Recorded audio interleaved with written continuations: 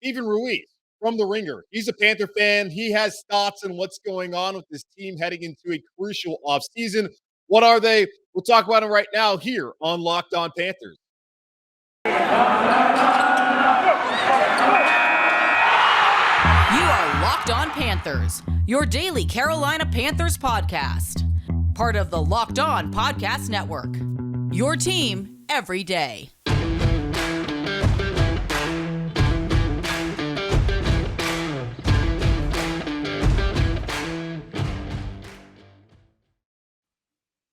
Yeah, let's get back into it here on another edition of the Locked On Panthers podcast, a part of the Locked On Podcast Network. I'm your host, as always, Julian Council. Right there on the screen, you can see it. We're on YouTube, episode 4 on YouTube so far for the Locked On Panthers podcast.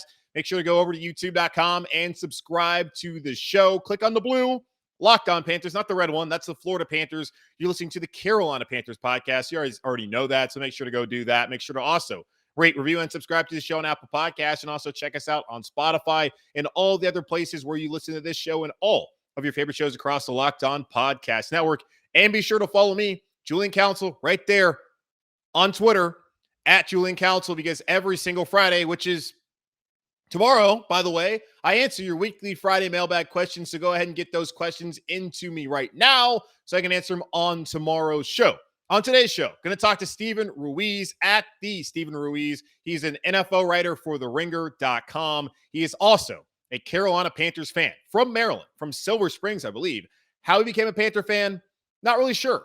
We're not going to really get into that. We want to get his thoughts as a national NFL writer on what Matt Rhule and his organization is doing, what they should do this upcoming offseason, who he likes in the draft coming up, and get the scouting combine next week. So maybe we get into all of that here on the show today. We'll get into all of that here with Stephen Ruiz after these messages in just a moment. Football might be over for the season, but basketball is in full steam for both pro and college hoops. From all the latest odds, totals, player performance props to where the next fired coach is going to land, BetOnline.net is the number one spot for all your sports betting needs. BetOnline remains the best spot for all your sports scores, podcasts, and news this season. And it's not just basketball. BetOnline.net is your source for hockey, boxing, and UFC odds right to the Olympic coverage and information. So head to their website today or use your mobile device to learn more about the trends in action. BetOnline, where the game starts. All right, as promised here on the show, Stephen Ruiz. You see his name right down there if you're watching the show here on YouTube, at the Stephen Ruiz. He writes about the NFL on TheRinger.com. Go ahead and check him out, give him a follow. And he's also a Panthers fan, unfortunately. Not quite sure how the hell a guy from Maryland becomes a Panthers fan, but Stephen, you have the same affliction as all of us here talking about this team. And honestly, the last time I think we talked was right before the season, where there was some hope that maybe Sam Darnold wasn't as bad as he was in New York and that Matt Rhule knew what he's doing. But after the last 7 months, it's hard to believe either one of those things are true at the moment. Just what are your thoughts overall on the state of the Carolina Panthers organization heading into what is a critical offseason for Matt Rhule heading into year 3 here in Carolina? I have to say, I'm kind of grateful for this new regime because I'm getting a lot of radio hits. I'm getting a lot of podcast appearances to talk about the Panthers and complain about them. And I don't think I would have gotten those if they were like a 7-9 team, or 7-10, I guess, is the new mediocre record. But yeah. I have no faith. Like I'm at a point where I'm just like, let's just get this year over with and start over next year. I have no excitement for the 2022 season. I don't know how I'm going to get excited. I think if they draft Malik Willis, maybe I'll get excited, but that's the only thing I can think of. So drafting Malik Willis is the only way to get excited at this point. I mean, because obviously quarterback is – I personally think they're screwed when it comes to the quarterback situation. Because there's like 3 options you have. It's maybe magically Russell Wilson, Aaron Rodgers, or Deshaun Watson if this stuff gets settled, want to come to Carolina, which I can't see coming true. Number 2 is, I guess you bring in like Carson Wentz as a free agent or Mitch Trubisky to be competition to Sam Darnold. And then number 3 is drafting Kenny Pickett or Malik Willis. But really, the realistic options are 2 and 3. I don't think any of those guys are going to change their fortunes in 2022. No, I don't think so either. And I've resigned myself to thinking that they're going to draft Kenny Pickett because you have David Tepper, who is like a Pitt football booster, or was at least. You have Matt Rhule, who recruited Kenny Pickett. And based on their team building strategy thus far, what has it been, 2-3 years? That seems like enough for them to take a flyer on a quarterback. So I'd like to start printing the jerseys. Get your Kenny Pickett jerseys now, and they won't be useful in 3 years because I don't think he's going to be very good. But you can wear them for now. Well, that's the problem. Sitting here at 6 is it's not like there's a quarterback in this draft that you look at, and that's a surefire guy that's going to be, I don't know, a franchise quarterback. Because right now you look at the NFL, especially in the AFC.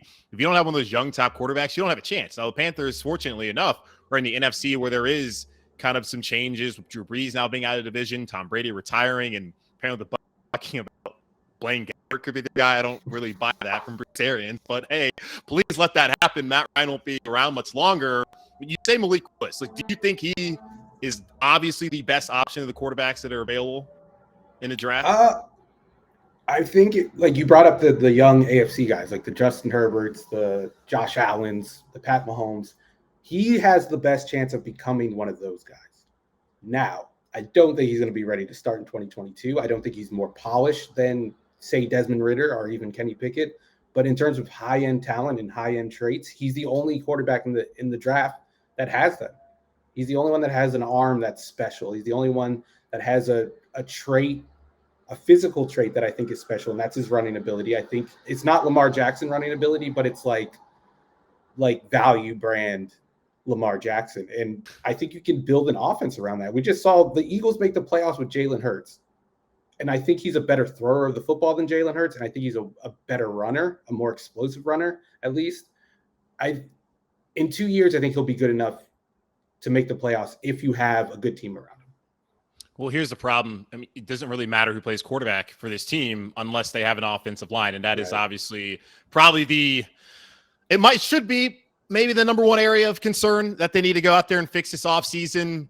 How do you go about addressing the offensive line for Carolina Panthers? You got to get something in free agency. Do you wait till number 6, maybe, especially left tackle? Do you wait till 6 to address that, or should that all be taken care of prior to then throughout free agency? I think you take a cue from your old front office employee, Brandon Beane in Buffalo, and he just kind of threw a bunch of darts at the board, a bunch of like cheap free agents that were like kind of good, like 80 overalls in Madden, 75 overalls in Madden, just sign as many as possible and hope to find like 3 that stick.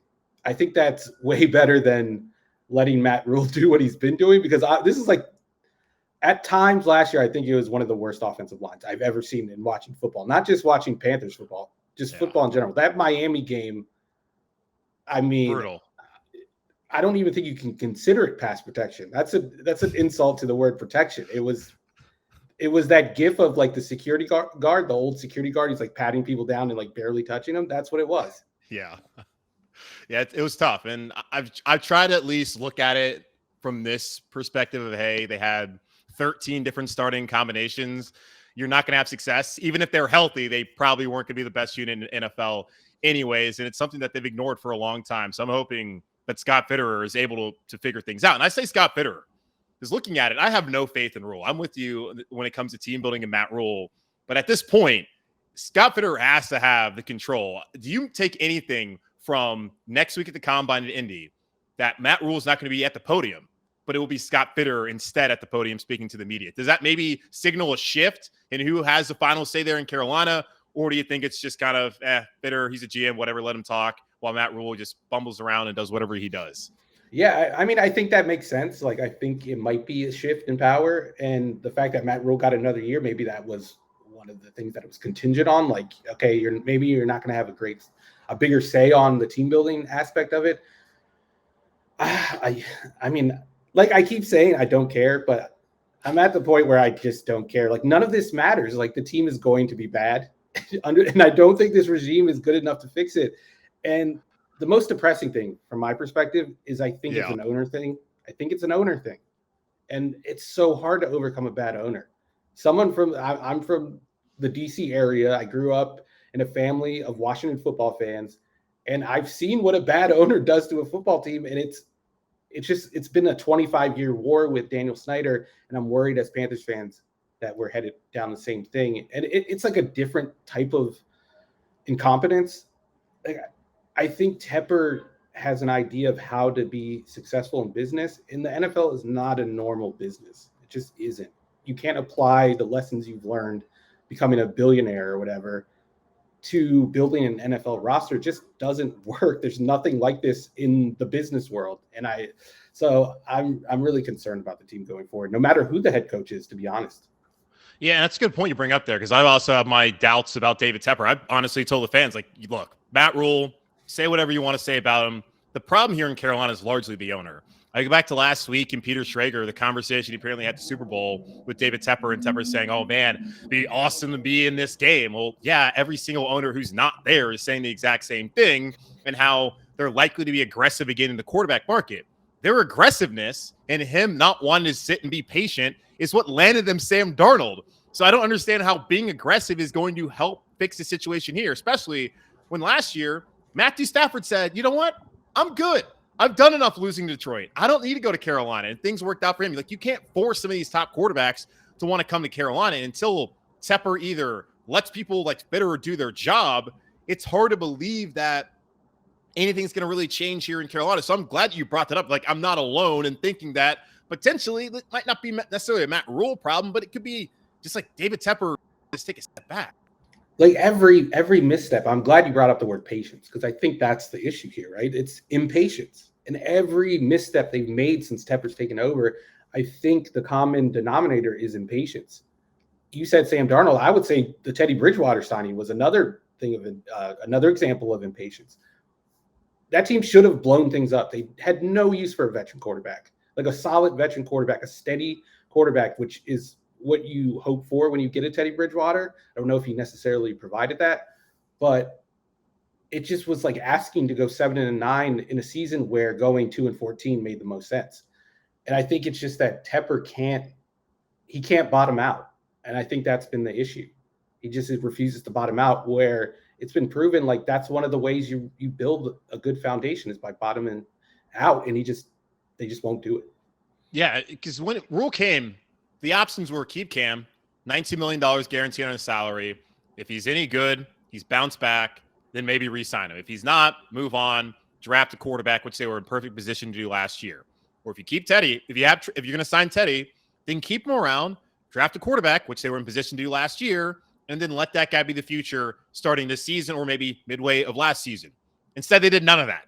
And all of that falls back at the feet of the owner, David Tepper, which unfortunately might be a problem here for a while in Carolina. I appreciate what he's done on the business side of things, being patient and rebuilding that. I also look at the front office. Like, I like Scott Fitterer, Dan Morgan back as assistant GM, Pat Stewart's had success, Samir Suleiman, who just got promoted. Like, there's Matt Allen, there's a lot of good people in that front office. It's just a question of, are they being allowed to do their job, which might prohibit the Carolina Panthers from having the long-term sustained success that David Tepper preached about when he fired Ron Rivera with 4 weeks left in the season back at the end of 2019. But yeah, we'll find out.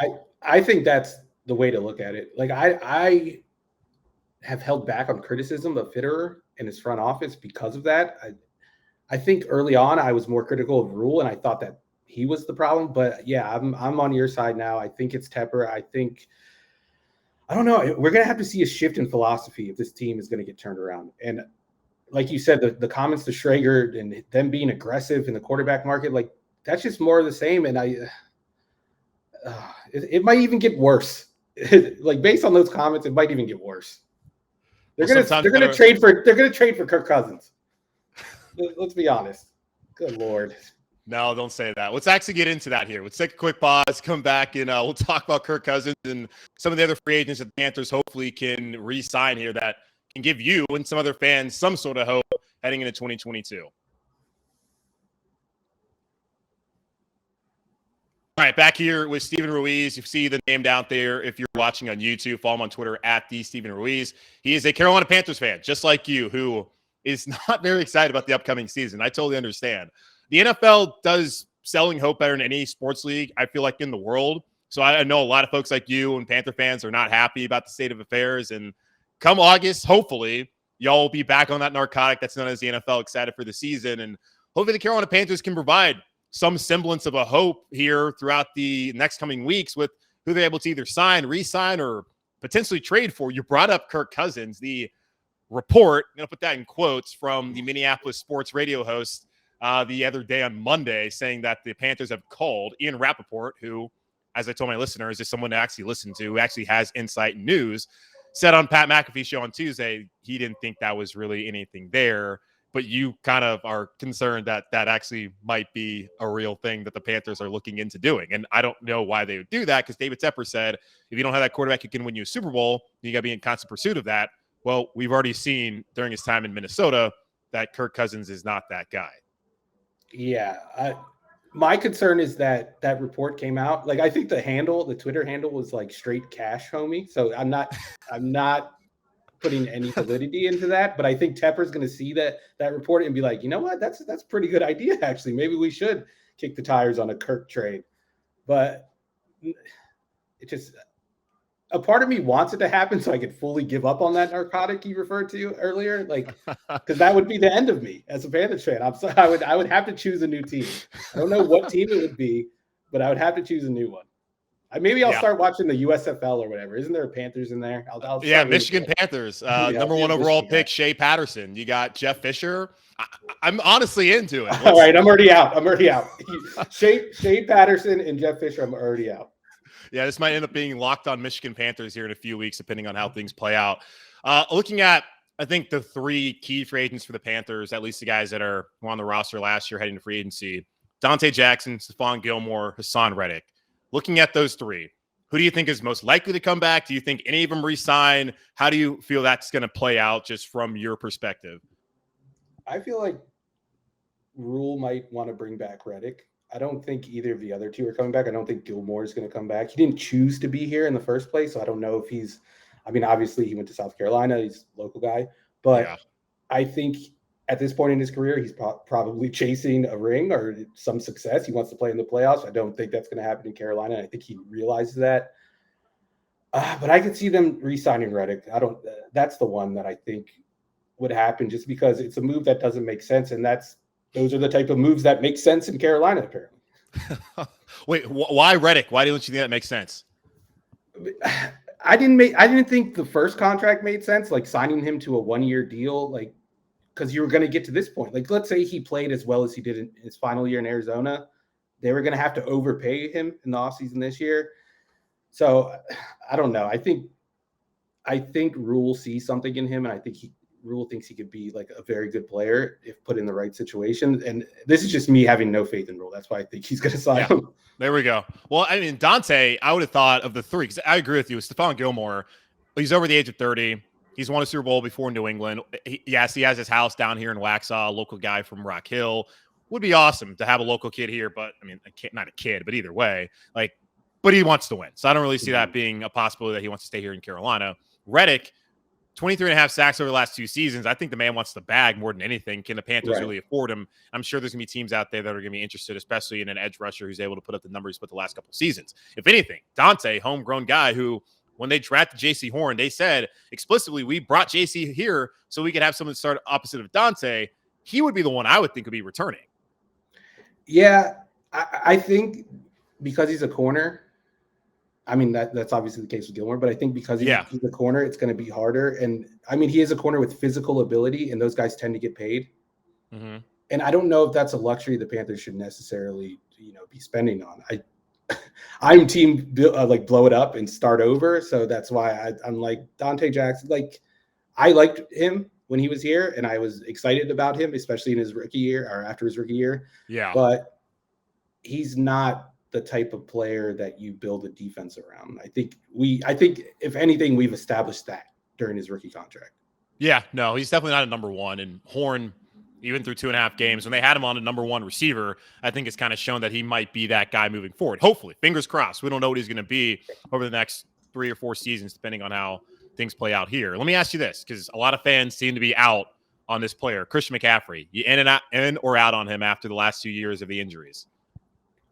I mean, I'm in based on talent, but I'm a running back truther guy. Like, you don't pay running backs. So I don't know if I was ever necessarily in on the contract, but I mean, you got to have somebody on the team. And I know that's not how you should build a team, but you got to have something that fans can hold on to. And I know it's only 4 or 5 games a year now, but you got to have something. Like, I have to get excited about something. I have to have a jersey that I can buy. And there's no jersey that I can buy. I guess Bert, on the defensive side there are.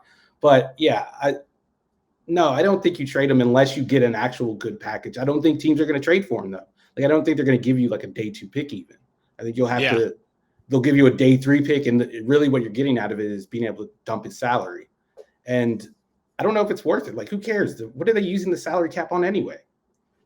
That's a good point. And I look at the last couple of years, I feel like it's just bad luck, the injuries. I mean, it's also the position, because he gets rolled up on in Tampa, Danny Sorensen puts his shoulder into the ground in Kansas City, then the ankle, like the foot or whatever the hell happened, hamstring, a week 3. Like, it just seems There's like no bad consistency. luck. There's no consistency to the type of injury. Yeah, I don't think it's not just like he's overworking his body and falling apart. Like, yeah, they probably need to limit his carries. We've seen that. It's obvious that they can find production from guys like Mike Davis, and they obviously drafted Chuba Hubbard for this exact reason. Amir Abdullah gave him some good snaps last year. I don't think I'm ready to quit on, when healthy, one of the best running backs in the league. And especially after you already gave him the money, you might as well just try and see it through. As for another season, we'll see what teams bring up any good offers.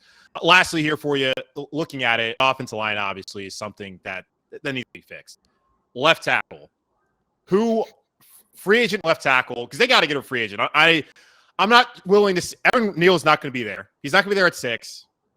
Okwonu, they're going to do the same thing they did last year probably. They looked at Slater, thought he was a guard. They're going to look at Okwonu, think he's a guard, even though he's from here, and be like, you know what? Never mind. We're not interested. And in Charles Cross, I don't know. Like, I would rather have a veteran. Of the veteran free agent left tackles, who do you want here in Carolina? If you can have any of them and it can fit in the salary cap and yada, yada, yada. If I can have any of them, I'll take Teron Armstead. I'll take the best one on the market. I don't think he's going to come to Carolina, but he's the best one. And if you're Carolina, I think, why not? Like, throw everything at him. Like, write him a blank check. Why not? But I think I'm with you where I don't want them taking a tackle at number 6. Like I said, I want Malik Willis, but Charles Cross would not be a bad pick. I haven't watched the offensive lineman, but people that I respect seem to really like Charles Cross. I think he's one of the best players in the class. So I would not be terribly upset if they do draft him. Like, if it comes down to like Pickett or Cross, I'm a Cross guy all the way. Anybody but Pickett. No Pickett. I don't want a 25-year-old with a weak arm. I'm sorry. Okay. We've done Will Grier before. We don't need first-round Will Grier. Oh, Will Grier, who's going to come here and take Cam Newton's job. I do remember that conversation that we had a couple years ago. That was always ridiculous. They were filling a need with that. They needed a white backup that racist fans could cheer for and call for Cam's job. They needed that. They needed to fill that hole because Derek Anderson retired. Can we bring back Jordan Gross? I know he's got skinny, but can we bring back Jordan Gross? It's been all downhill from there. Have they had a good left tackle since he retired? No, it's been a revolving door literally at left tackle since he retired. And the thing is, they did bring back Jordan Gross. He's there most Sundays. The problem is he's in the booth. Well, next McMixon, who's now retired. So I don't know who their new radios guy is going to be. But we'll see him on Sunday, just not on the field. Well, we'd love to have you there. All right, before I let you go, you have to say one positive thing about this organization. I can't have you here being all upset and being sad. You got to say one nice thing about the Carolina Panthers. I really enjoyed them bringing Cam Newton back and accepting him back into the organization, kind of mending that bridge. But I will say the best thing about the David Tepper era is that they've been willing to experiment with the uniforms and, switch up the pants and the jerseys. That's as far as I'm going. Like, the uniforms look better. I know they haven't changed, but the combinations have changed, and Jerry Richardson wouldn't allow that. So that's the one thing I'm giving them, the jerseys. I just knew that it was going to come back to the uniforms. But, hey, Cam coming back, it was a fun 10 days, and everyone enjoyed it. And we'll always have Arizona and the I'm back in Washington. Yeah. But, hey, there are brighter days ahead. I don't know when they're going to come. Hopefully they'll be this fall, but probably not until 2023 if we're really being honest with ourselves. We can if they draft Malik Willis, I'll come back on the show, and I will praise the Panthers. I'll praise the organization. All right, I'll talk to you May 1st then, after they draft Malik Willis, whenever the hell the draft is. Where is the draft, by the way? I don't even know where it's Las at. Vegas. It's in Vegas. Oh, cool. Well, if you go, have fun. Whoever you have to have me on if they draft Kenny Pickett too, because then I'll do the opposite of praising the organization. Okay, I'll give you like a full hour. So pretty much whatever happens draft night, I'll talk to you after then. Okay, sounds good. All right, Steven, appreciate you coming on. Follow him again on Twitter at @TheStevenRuiz for all this Sadist Panthers takes and everything else going on in National Football League. Steven, thanks again for joining the show, man. Thanks for having me. Well, Wow. Steven is not optimistic, unfortunately. I see his tweets, so I know that he's not a believer in Rhule. I did not expect that, but I appreciate his candor and his honesty and how he feels. I know there's a lot of y'all who feel that way, and I'm trying to keep the faith, even though I really don't believe in Rhule. I think this is probably going to be his last year, but I do believe in that front office as we had the conversation there. Scott Bitter, Samir Suleiman, Dan Morgan, Matt Allen, Pat Stewart. I believe in those guys. And a few of the players on the team. I do not believe in Matt Rhule. I do not but currently believe in David Tepper. But owners have learned. We've seen here in Charlotte with the Hornets, Michael Jordan hasn't been the greatest owner. But with Mitch Kupchak and letting him do his job, things have gotten better. They got LaMelo Ball. We got to find a LaMelo Ball for the Carolina Panthers, and that needs to be a quarterback, and hopefully that will happen this offseason. And if not, hopefully it'll happen next offseason or sometime in our lifetime. But in the meantime, we'll sit here, we'll pray, and we'll hopefully keep showing up every Sunday and watching this team and hoping that they win and try to stay a little bit positive. So that's going to wrap it up here on this edition of the Locked On Panthers podcast, hosted by yours truly, Julian Council. Make sure, again, to rate, review, and subscribe to the show on Apple Podcasts. Also, check us out on Spotify and subscribe to the show here on YouTube. Follow me on Twitter at Julian Council, where every single Friday, like tomorrow, I'll answer your weekly Friday mailbag questions. So get those into me right now, either at me or DM me at Julian Council. Until then, take care, be safe, and I will talk to y'all on Friday.